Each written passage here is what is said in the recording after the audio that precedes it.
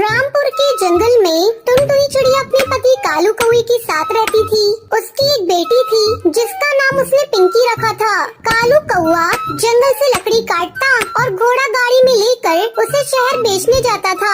एक दिन कालू कौवा अपने घर में आराम कर रहा था, तभी उसे सूचना सुनाई देती है। सुनो सुनो जंगल के पक्षियों सुनो, इस जंगल के मुखिया ने ये आदेश दिया है कि आज के बाद से इस जंगल में कोई भी पेड़ नहीं काटेगा। इस जंगल को पर्यटन स्थल बनाया जाएगा और जो कोई भी मुखिया के आदेश को नहीं मानेगा उसे कठोर दंड दिया जाएगा। सुनो सुनो। इस सूचना को सुनते ही कालू कौवे के होश उड़ जाते हैं। सारे पक्षी अपने अपने घोंसले से बाहर निकलते हैं। अरे बंटी भैया, ये पर्यटन क्या होता है? तुम्हें नहीं पता? पर्यटन का मतलब होता है घूमने फिरने की जगह। अब दूर दूर से पक्षी इस जंगल में घूमने आएंगे। ये तो बहुत अच्छी बात है बंटी। अब हमारे जंगल को बहुत फायदा होगा। यहाँ के पक्षियों की आमदनी बढ़ जाएगी। लेकिन मेरा धंधा तो चौपट हो जाएगा। मेरा तो लकड़ी काटने और बेचने का काम है। हमारे बाल बच्चे तो भूखे मर जाएंगे। दोनों पति पत्नी दुखी मन से अपने घोंसले के अंदर चले जाते हैं। अब क्या होगा जी? अभी तो आपने कुछ ही दिनों पहले कर्जा लेकर घोड़ा गाड़ी खरीदा था। अभी तो इसका कर्ज भी आपने चुकाया नहीं। अब आप क्या करेंगे जी? आपको तो कोई दूसरा काम भी करने नहीं आता।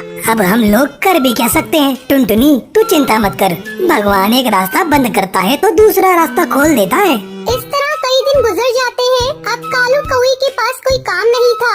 उसने अपना घोड़ा गाड़ी अपने घर के पास ही खड़ा कर दिया था। एक दिन शहर के कुछ पक्षी उस जंगल में घूमने के लिए आते हैं। अरे वाह, ये जंगल कितना सुंदर है। आज तक हम लोगों को इसके बारे में पता ही नहीं था। यहाँ का दृश्य देखकर तो आनंद आ गया। लेकिन यहाँ एक ही कमी है, यहाँ घूमने फिरने के लिए कोई गाड़ियों की व्यवस्था नहीं है। उन टूरिस्ट की ये सारी बातें टुनटुनी चिड़िया अपने घर के बाहर खड़ी होकर सुन रही थी। वो जल्दी जल्दी कालू के पास जाती है। सुनते हो जी, हमारे जंगल में बाहर के जो पक्षी घूमने के लिए आ रहे हैं, उन्हें गाड़ी की सुविधा नहीं मिल रही है। इसके लिए वो पक्षी बहुत परेशान हो रहे हैं। क्या आप उनके लिए कोई व्यवस्था कर सकते हैं?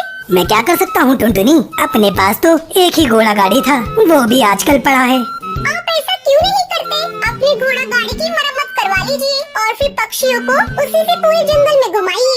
कालू को टुनटुनी का ये आइडिया पसंद आ जाता है। वो अगले दिन ही अपनी घोड़ा गाड़ी की मरम्मत करता है और पक्षियों को फिर उससे पूरे जंगल में घुमाने लगता है। इस तरह कालू कौवे की आमदनी बढ़ जाती है।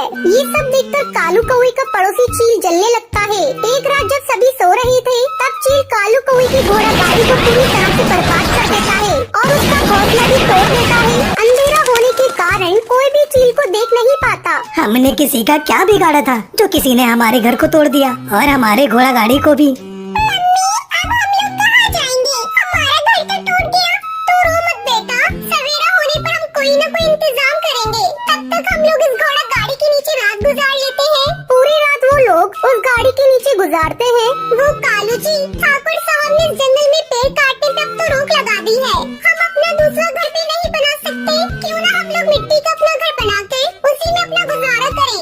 मैं नदी किनारे जाकर गीली मिट्टी का इंतजाम करता हूँ। इतना कहकर कालू कौवा मिट्टी लेने चला जाता है। फिर टुनटुनी चिड़िया एक सुंदर सा मिट्टी का अपना घर बनाकर अपने पूरे परिवार के साथ खुशी खुशी रहने लगती है।